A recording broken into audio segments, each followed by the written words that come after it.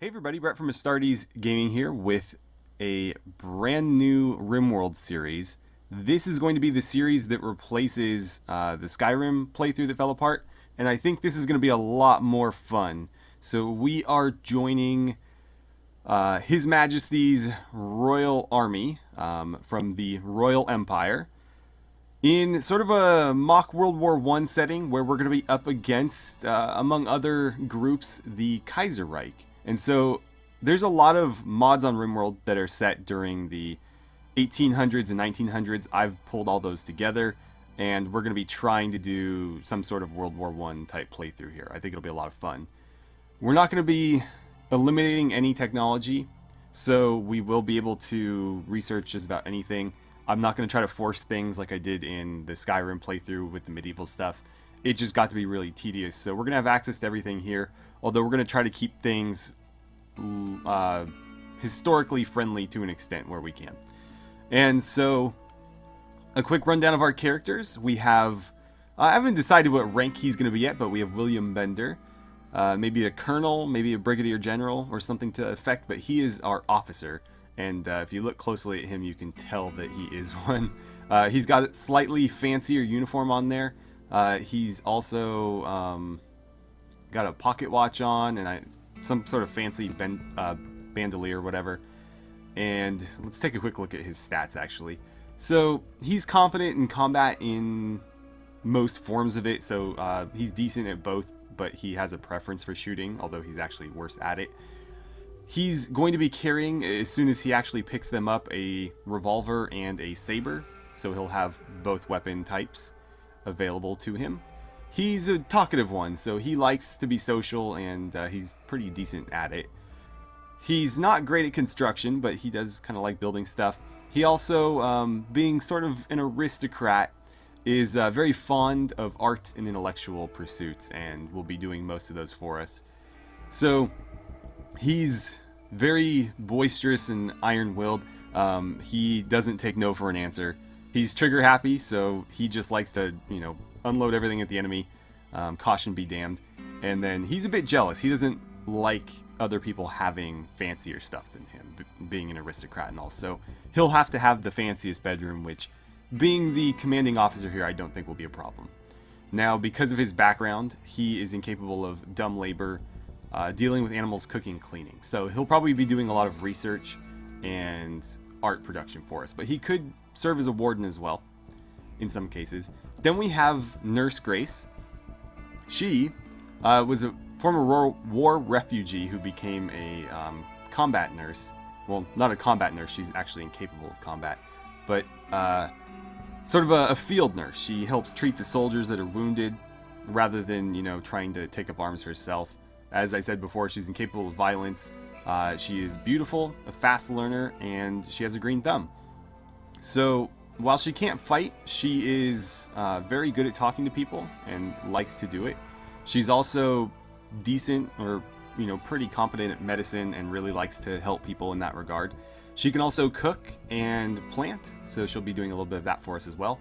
Right now, I believe she's the only cook that we really have.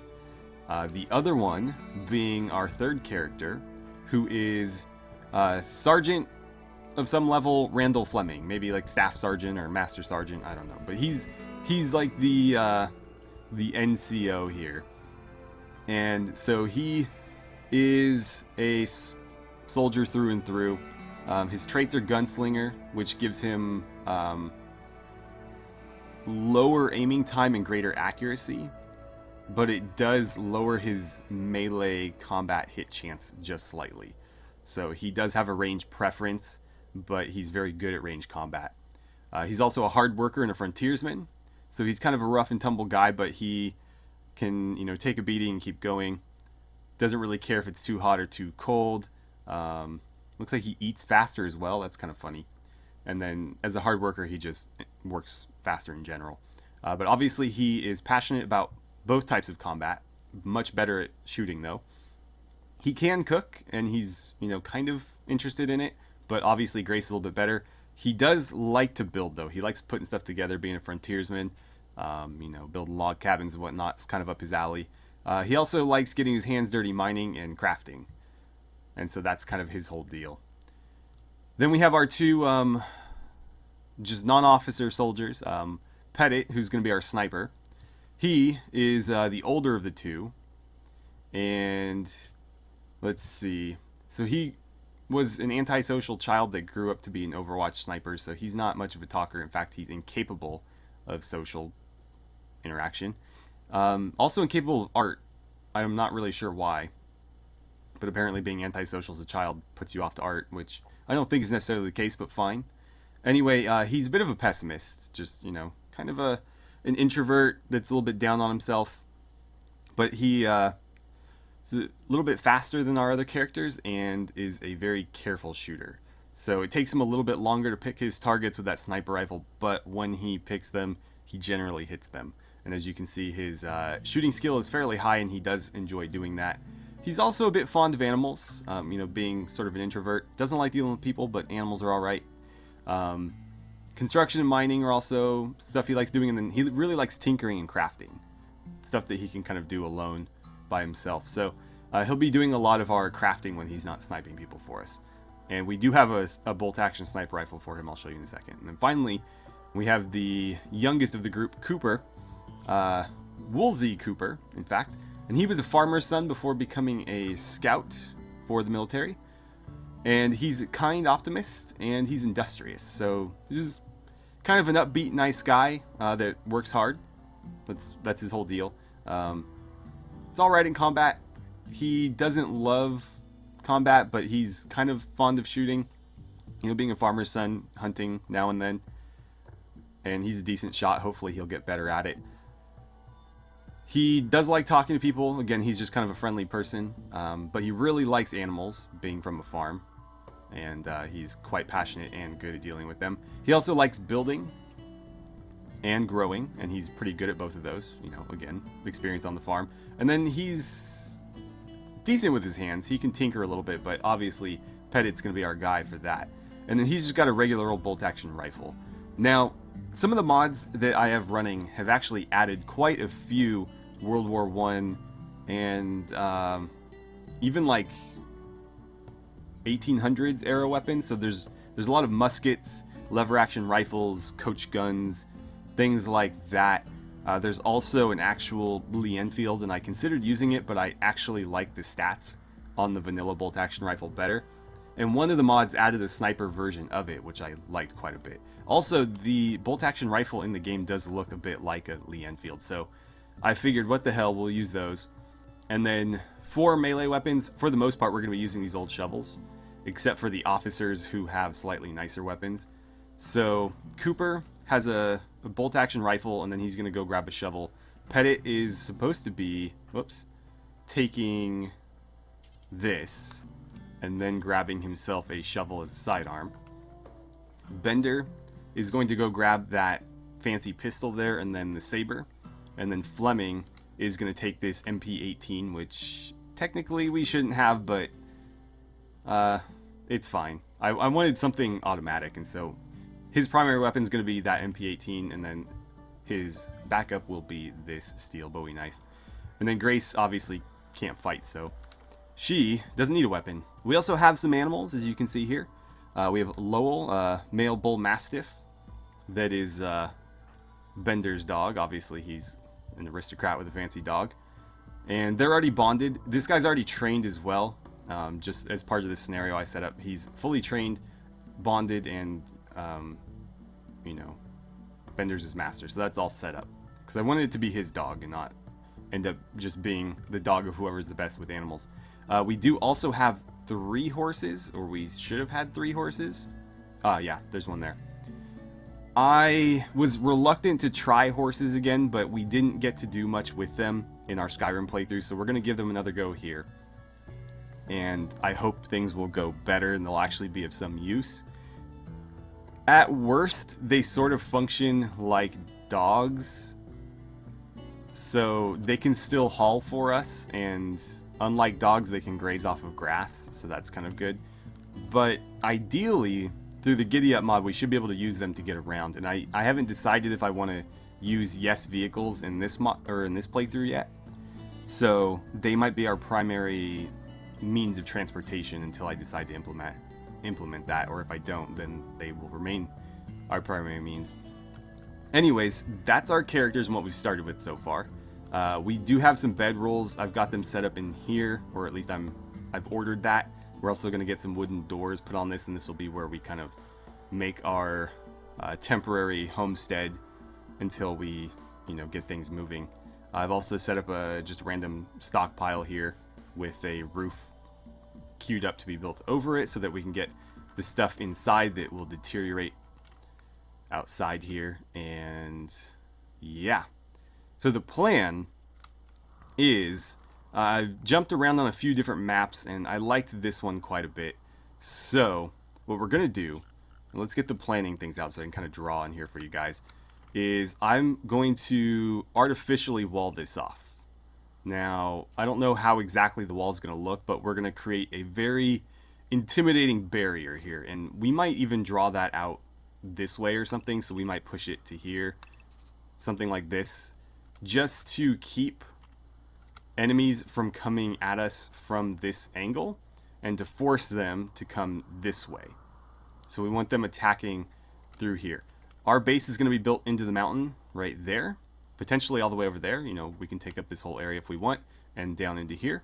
But the entrance is going to be right here, probably in that little gap there. And then in this area, maybe further up, I haven't decided yet, we're going to have huge networks of trenches and defenses and pillboxes and all that good stuff.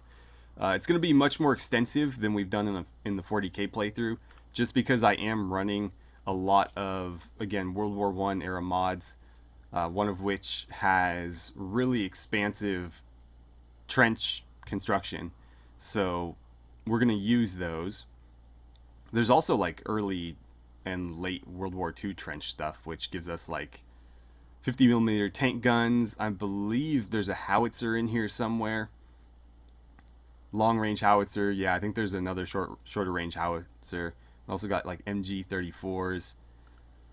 And there's also a lot of World War I era technology through different mods, Old West stuff, like 1860s era, which is a bit dated, but it still sort of fits.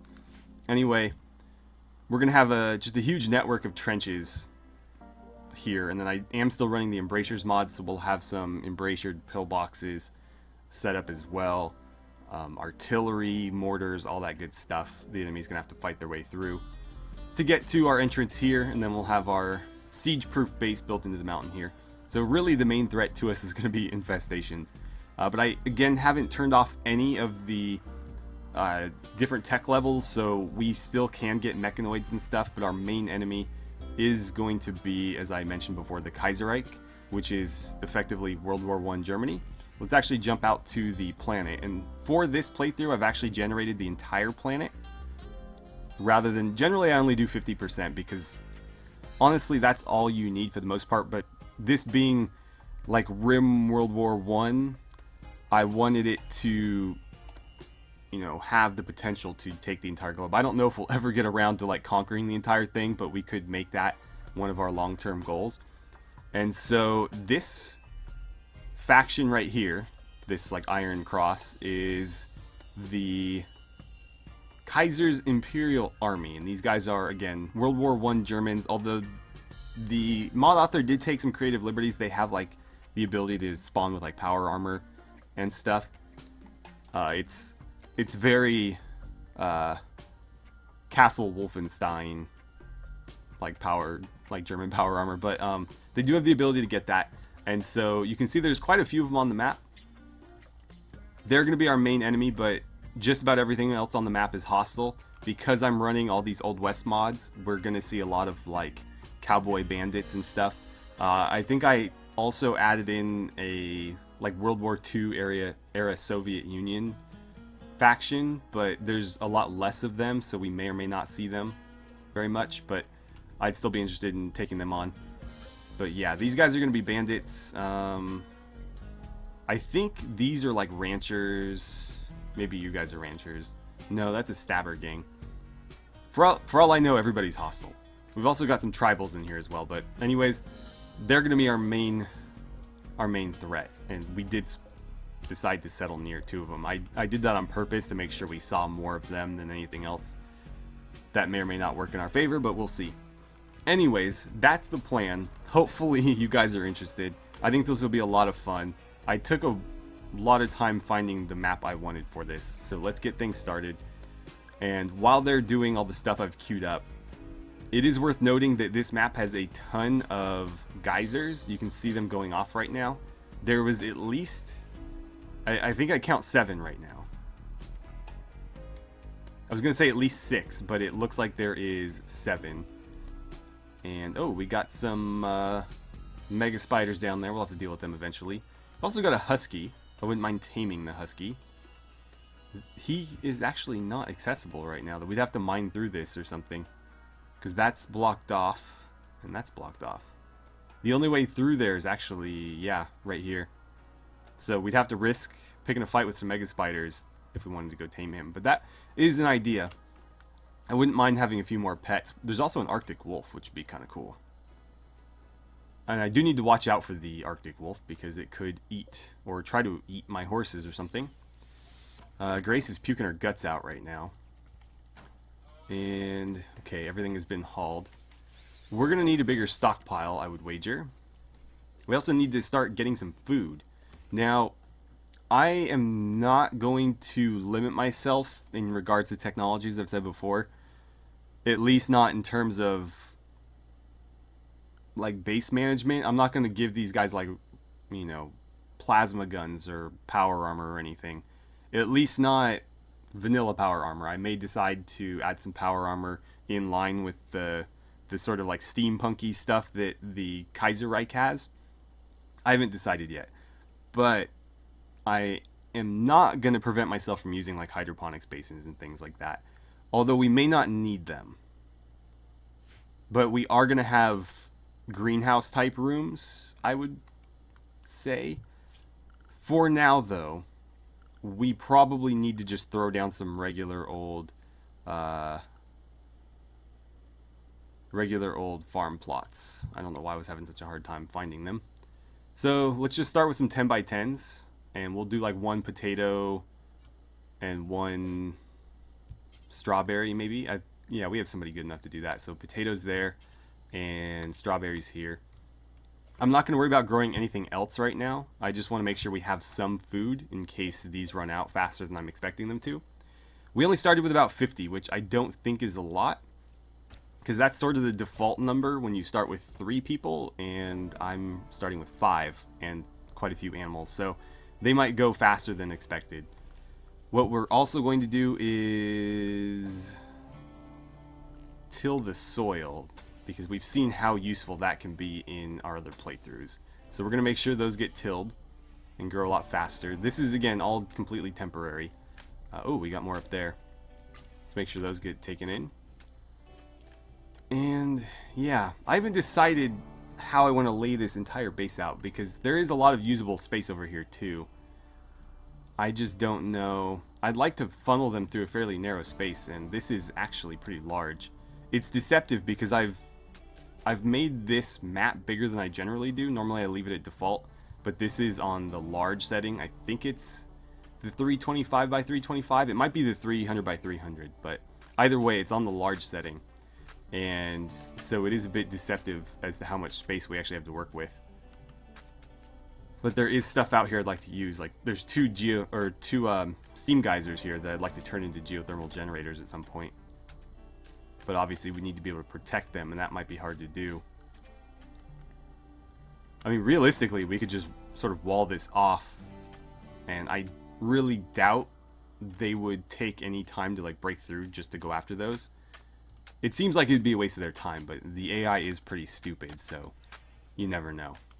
But we are doing some planting, that's good. What could we start building now? What could we start building now? A research bench would probably be a good idea.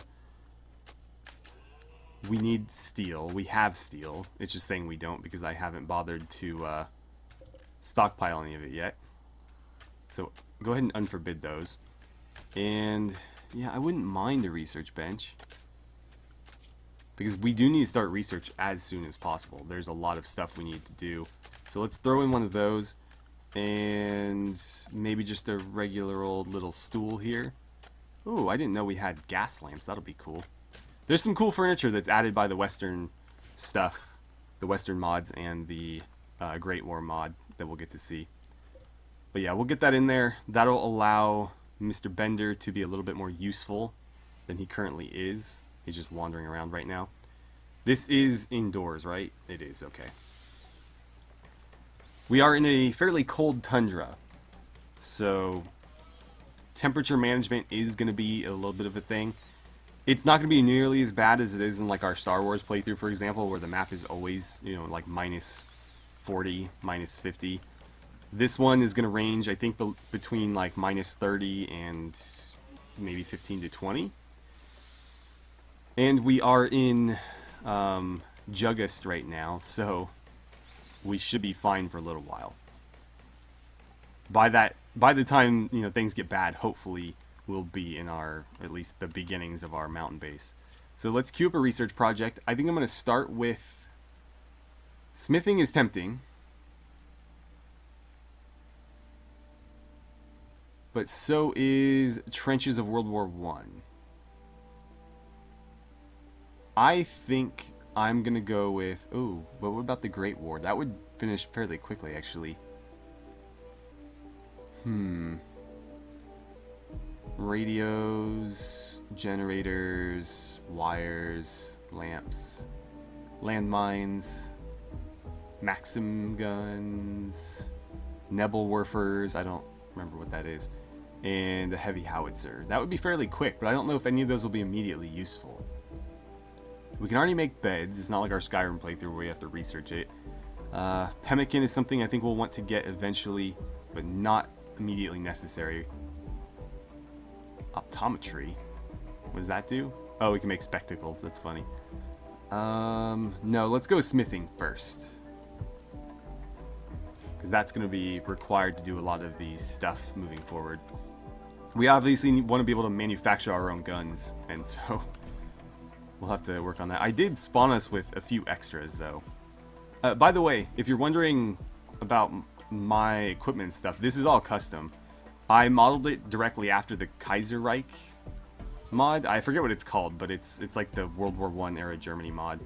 And so I just basically retextured the uniforms to be like a khaki color, and then I completely redid the helmets to... Well, I didn't redo them because the Kaiser Reich stuff is still in there. I rewrote the XMLs so that they had more items, and then I made the items like these, you know, English World War I helmets. I don't know why I can't remember the name, because I did just write a hell of a lot of XML code for it. Brody helmet, right. I was gonna say, like, I just wrote that word like probably 100 times in XML code, but for whatever reason I couldn't remember it. But yeah, I made the helmets into Brody helmets, although mine doesn't have as many variants because I got lazy and didn't want to write entries for like 8 different types of helmets, but I may add them as we go, because I can do that. With the German helmets, the Stahl helmets, they have just the regular one, sort of like what Cooper's wearing, but obviously the German version. And then they have one with a scarf, like what Petit's wearing. There's also one with a gas mask, which I did do. You just won't get to see them yet because we have to make them. So I have those 3, and then with the Germans, they also have one with an extra armor plate on the front that's like camouflaged, and then they have a gas mask version of that, and then a scarfed version of that, and then they also have like an ornamental helmet. I forget what it's called, but it's got like a little spike at the top. And then they have a gas mask version of that, and then they have like a steampunk power armor version of that. So the Germans have a lot more options than we do, but I'll continually work on that. Hopefully we get to see some soon. I mean, not too soon. Not too soon. I'm running a mod that adds more raids, so that'll be fun.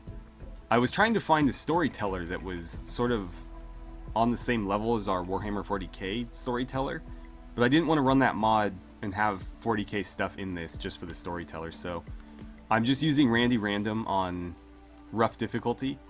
and I added a mod that doubles the frequency of raids or something.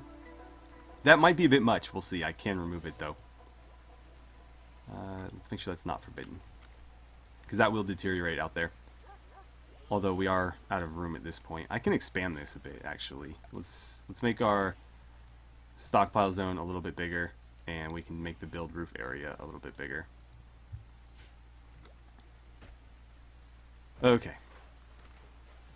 Research is coming along. At least he's finally got something to do. And I think eventually we'll make him like a really big fancy bedroom, and we'll just put his research bench in there. The thing though is I'd like to get a high-tech one eventually. It's just gonna look really weird aesthetically in his bedroom, I think, or anywhere really. You're gonna go haul some steel. If we need to, we can start killing these ibexes. There's also a lynx out there. I don't know what I want to do. There's also a lot of steel around. I've noticed a bit of compacted machinery as well, but not as much as I was hoping. So hopefully as we start digging into this, we'll find more. And I need to figure out how we're going to lay this base out, because it is going to be pretty expansive. If you're not new to my channel, and you've seen my other RimWorld playthroughs, you'll know how kind of OCD I get about base building, and also how sort of ridiculous my bases get. I don't plan to do anything different here. I mean, I plan to, you know, mix things up and try new things, but I'm not going to, like, just go half-assed with this base. No, we're going to go really, really in detail. Although I'm going to spend more effort on the defenses out front than I normally do, so this might suffer a little bit. But we'll see. What's Petted up to? Is he just hauling steel? Yeah. I shouldn't have zoomed out so far. I didn't need all of that unforbidden, because now any free steel is going to get hauled over there, and I really didn't need that to happen. I don't need that much steel stockpiled right now. Where are you guys going? Please don't do that. Let's see, just forbid all that. Yeah, go home. Do not need that steel right now. We'll unforbid it eventually, but it's not worth it at the moment. So these got planted. That is great. And that tilled soil means they'll grow twice as fast. I think what we want to start doing is eventually we're going to want to mine this out. So I guess I can queue up a little bit of it. Let's see. Let's do something like that. We'll clear that out a little bit. I want it to be kind of staggered like it is over here. So something like that will be fine. And then 3 wide. Do I have a door for that? I know I have a mod, unfortunately, that requires a bit of research. There is a mod that adds blast doors. Whether or not blast doors fit this setting is another debate entirely, but they do come in a 2x3 that could fill this up. We also have 1x3s that look kind of weird, but that is an option. So I think what we'll do is we'll just mine out a hallway like that and kind of go from there. I do like having sort of an entry in my bases, so you don't just kind of walk into rooms, you walk into like a big expanse, and that kind of branches off into hallways that lead to rooms. And I usually like having defenses in there. Obviously we'll need an airlock too if temperature is going to be an issue. Well, even without temperature being an issue, airlocks are always a good idea, because if somebody breaks through the first door or just manages to follow somebody through it, having that second door could save your base in a lot of situations. So we'll see about that. I don't know. I already set our work priorities, but I don't know if anybody's super keen on mining. Doesn't look like it. Fleming's probably the only one. I'll set his mining priority higher. Maybe he'll go do it. What are you currently doing? You're still hauling steel, man? God damn it. Whatever. By the way, I'm going to try to keep people organized in their equipment, sort of to designate rank. So there is actually an officer's uniform, and it is textured differently. There's more red and gold on the collar, and then it has these little gold things on the shoulder. you can kind of see it like on his shoulders versus Fleming's. He's got the little gold things that stick out. So there is an officer's uniform, but that's going to be for like the COs, the commissioned officers, like Bender. For the NCOs, like Fleming, they're just going to get a regular uniform. So it's just regular old Royal Empire uniform. And then I'm going to give them I think they're called the same thing. So this is called Reich B, and this one's just called Kaiser Reich. But if you look at the pouches, they're slightly different. The one that he's wearing has like a pistol holster on the chest. That's the one I'm going to be giving to all of our NCOs. So that'll be how I distinguish them. I'll probably try to give them some sort of, automatic weapon as well. And nobody's going to go help you. I think everybody else went to sleep. That does remind me, though. I always forget to do this. I don't really have a problem with that. I do know that if you don't set them to work, though, they struggle to get stuff done. So I like to give them, during the middle of the day, just designated work hours, but leave a little bit of leeway time on either end of it, and then have designated sleep time. Now there's, obviously differing schools of thought there. Some people like to just leave it as sleep and unrestricted. Some people like to go full unrestricted and just let people do whatever they need to do when they need to do it. I like to do this just because I get so frustrated having to micromanage these people all the time. And very often, if you don't do this, what they'll do is they'll start a project and then say they'll work for 2 hours, and then at 11 o'clock, they'll just decide to go cloud watch for a little while, and then they'll come back for maybe an hour, and then they'll go do something else. So they tend to be very ineffective at whatever they're doing if you don't tell them to just work straight through. So by doing that, I guarantee that there's at least a couple of hours, quite a few hours during the day. It looks like 10? No, not 10. Yes, 10. Okay. So about 10 hours during the day where they just focus on working, getting stuff done. And then, with the extra 6 hours on either end, 3 hours on either end, 6 hours total, they can do whatever they want. And there are people who disagree with that, but it works pretty well for me. I used to do it where I just left it unrestricted, and I got really frustrated with it. This seems to work a little bit better. There are a couple downsides, but for the most part, this works well. So I'm going to stick with it. I did notice there's a steel building there. We don't know what's inside. I am curious. I don't think it's an ancient danger. We probably would have been notified if somebody... I think Fleming walked near it. I think it's just a enclosed room. I don't think it's actually an ancient danger, but it'd be interesting to find out. And I'm very curious about these dogs. I kind of wouldn't mind bringing on like a husky. I don't know about an Arctic wolf. I guess it wouldn't matter. I mean, I like having dogs around for hauling, because it seems like such a waste having people doing your hauling, because there's so many other things people could be doing. Whereas, an animal, a dog, can haul stuff around for you, and they don't need to really be kept happy in the same way. So dogs are great for that. In I think our Star Wars playthrough, for example, we ended up getting some huskies. Yeah, we just had some random huskies come on the map and self-tame, and they've been doing all of our hauling because I can just tell them to haul stuff. They fill the prisoners' nutrient paste dispenser hoppers for us, so I don't even have to worry about that. I basically have dogs feeding my prisoners and doing warden duty, so that's kind of cool. Then they haul all the other stuff. I have stockpiles set up next to workstations, so the people working at them always have whatever they need available, and the dogs make sure of that. And it's a good system. Obviously, you do have to feed them, but it's not hard to feed dogs. You can feed them just about anything. Whereas, people are a lot more picky. So, if you want to do it the way where you just have like a corpse freezer and every enemy you kill gets thrown in there to the dogs, that's definitely one way you could do it. Petit, are you gonna go mine? Cool. So we're getting that mined out. There is other stuff. Grace, I need you not doing that.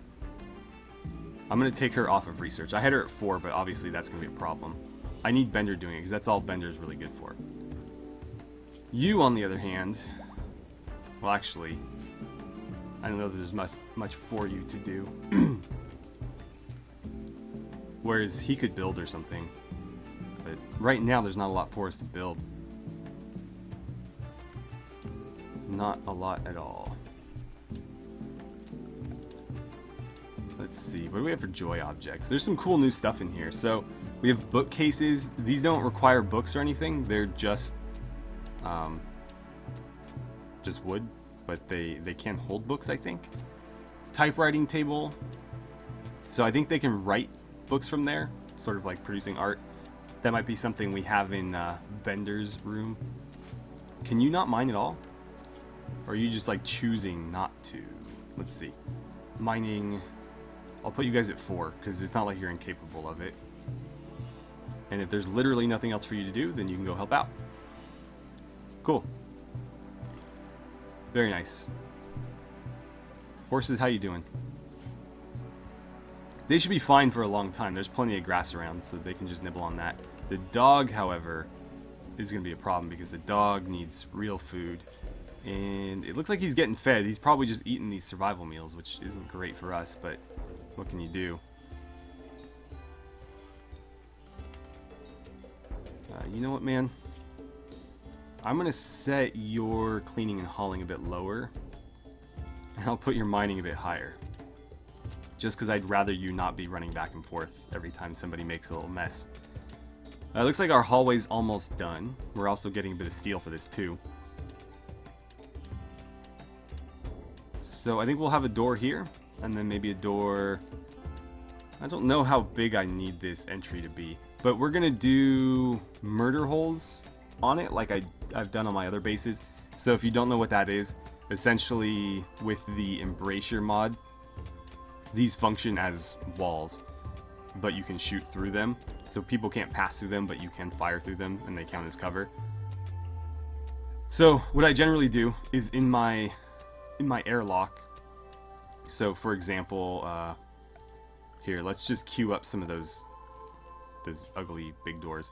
So if we had, say, an airlock like this, what I would do is I would embrasure this whole area right here and this whole area right here and have, say, like a room right here. Probably something like that. And these would be sort of airlocked as well, so there'd be like a hallway leading to this and like a door. So if anybody got into this room, it wouldn't compromise the rest of the base. But these would be embrasures, and if, say, this door got breached, I could put people in here and just have them fire into the people trying to get through the airlock to the next door. Or, another tactic I've used is I let them through this door, close it behind them, and then they're trapped in here, and I'd have people on either side just firing into them. Now, a problem with that is if they get up against the wall, they get the same cover bonus from the embrasures that the people behind it do. So another way to do that is actually backing these rooms off slightly, and then putting the embrasures here, and then along the embrasures running a fence, because the fences do give cover. Well, this one doesn't, but some of them do. The chain link one gives cover, and that's what I've used in my other series. So I guess a wooden fence would be better, actually. You run a wooden fence, then the embrasure, so the enemy can't actually use the embrasures as cover, but you can. And then you can fire straight through the fences, so the fences basically just keep them from getting a cover bonus. And it works pretty well. Obviously, you don't ever want to be in that situation where you need it, but when you end up in that situation, you are glad that you have it. So that's something that we're going to consider. Well, we'll probably do it. But obviously, we're going to have massive, massive defenses keeping people away from that. Alright, so that mining is all done. What we want to do now is probably just more mining, to be honest. I need to figure out how I want to do this, though. And maybe that'll be something I can do off camera. We're probably at time right now, so I'm going to end the episode here and do a bit of planning to figure out how I want to, lay this out. Because I like working from a plan rather than making it up as I go. Things get messy that way, and you tend to use space inefficiently when you do that. So I'll leave it here. If you guys are looking forward to more of this series, let me know in the comments below. I think it's going to be a lot of fun. We haven't really gotten to do like artillery and stuff in any playthrough so far. So that's something I really want to take advantage of here, just have howitzers for days. We do have to manufacture shells for them though, so that is going to be one limitation there. But we'll still have a ton of trenches with machine guns mounted in them. Those do need to be manned, so we will be manning them with people when we're attacked. Same goes for the artillery, but you know, a mounted machine gun and a howitzer is going to do a lot more damage than a bolt-action rifle in somebody's hands, so there is that. And I think producing this stuff's going to be a lot of fun too, because we're going to be working with a lot of benches and things that we're not familiar with, so it'll be fun to kind of experiment with that. Anyways, thank you guys so much for watching. I'm really looking forward to this new series and playing along with you guys, and I look forward to seeing you back here for episode 2.